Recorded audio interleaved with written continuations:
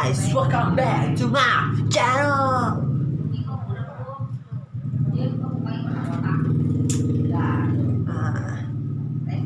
Jadinya pada hari ini tuh yaitu pada tanggal pokoknya pada hari ini pada tanggal 1 Juni 2020 itu ada tepatnya 55 tahun yang lalu ada lahirnya Pancasila.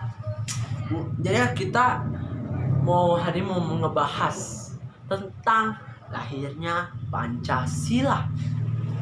Jadi kita lihat nih dari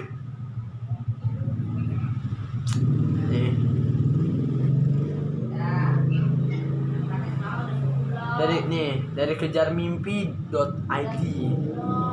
Jadinya Pancasila itu lahir pada tanggal 1 Juni 1945, yaitu dari hasil perumusan yang dilakukan oleh tokoh perumusan Pancasila.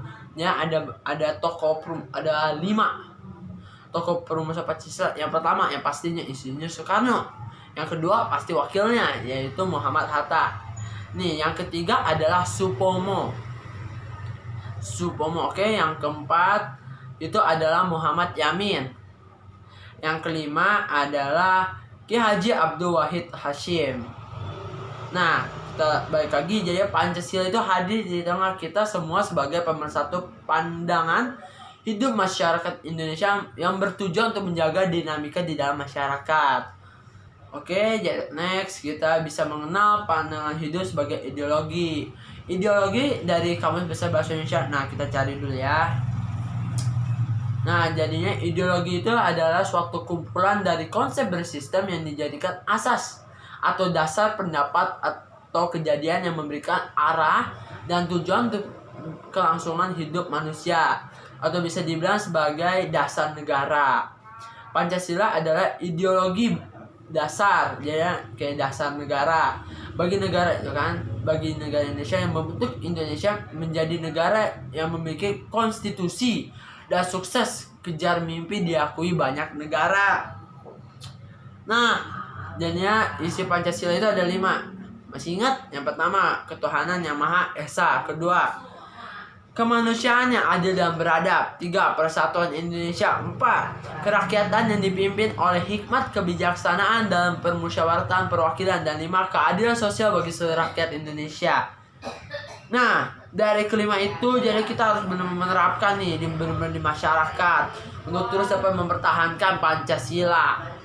Oke, kita harus benar-benar mempertahankan Pancasila, kita harus benar-benar mempertahankan NKRI, di mana mereka telah berjuang untuk dapat merumuskan Pancasila yang ada, kemerdekaan yang ada. Makanya kita gak boleh sia-siakan pekerjaan mereka. Oke, next ya. Palingan ini pembahasan sedikit lah. Ya, sila pertama ketuhanan yang Maha Esa, yaitu kita menjadikan kita jadi tidak memaksakan kehendak untuk menganut satu agama tertentu, menjaga toleransi antar agama dan lain-lainnya. Oke, jadi sila yang kedua itu kemanusiaan adil dan beradab, menghargai perbedaan. Lalu kita juga tidak melakukan diskriminasi, dan jadi kita harus berpartisipasi di dalam kegiatan sosial dan kemanusiaan. Itu yang nomor 2. Sekarang yang nomor 3 nih. Sila ketiga itu persatuan Indonesia. Di persatuan Indonesianya itu jadi kita harus benar-benar bersatu. Pokoknya kita harus meningkatkan kreativitas dan inovasi diri untuk memajukan bangsa Indonesia, memperluas pergaulan dengan orang-orang baru dari berbagai daerah. Kita tahu bahwa negara Indonesia itu banyak lagi sara ya, suku, agama, ras, dan antar golongan. Dan itu makanya kita harus memperluas pergaulan kita di Indonesia ini, karena masih banyak sekali orang di Indonesia ini yang masih kita kenal, yang kita gak kenal. Makanya kita harus mencoba memperluas jaringan hubungan kita. Oke? Itu yang ketiga. Sekarang yang keempat, yaitu kerakyatan yang dipimpin oleh hikmat kebijaksanaan dalam permusyawaratan perwakilan. Dimana permusyawaratan itu kita bermusyawarah untuk mencapai mufakat. Kita berdiskusi untuk mencapai suatu hasil, dan itu harus adil. Oke, itu kurang lebih begitu. Jadi tidak melakukan paksaan pada orang lain agar menyetujui apa yang kita katakan atau lakukan. Lalu yang kelima, keadilan sosial bagi seluruh rakyat Indonesia, yaitu kita harus adil ke semua warga atau rakyat Indonesia. Kita harus berusaha sebaik mungkin untuk membantu orang-orang yang sedang dilanda kesulitan. Dimana yang kita bisa dapetin di COVID sekarang ini, kita harus saling membantu. Bagi yang kelaparan, bagi yang ada mempunyai uang lebih, kita membantu mereka. Dan jadinya kita harus benar-benar menjaga Pancasila yang ada. Kita harus saling menolong, kita harus terus bersatu untuk mencapai Indonesia yang terus merdeka. Sekarang ini Indonesia itu bukan dijajah oleh bangsa luar negeri, tapi kita sebenarnya dijajah oleh orang dalam kita, bangsa sendiri.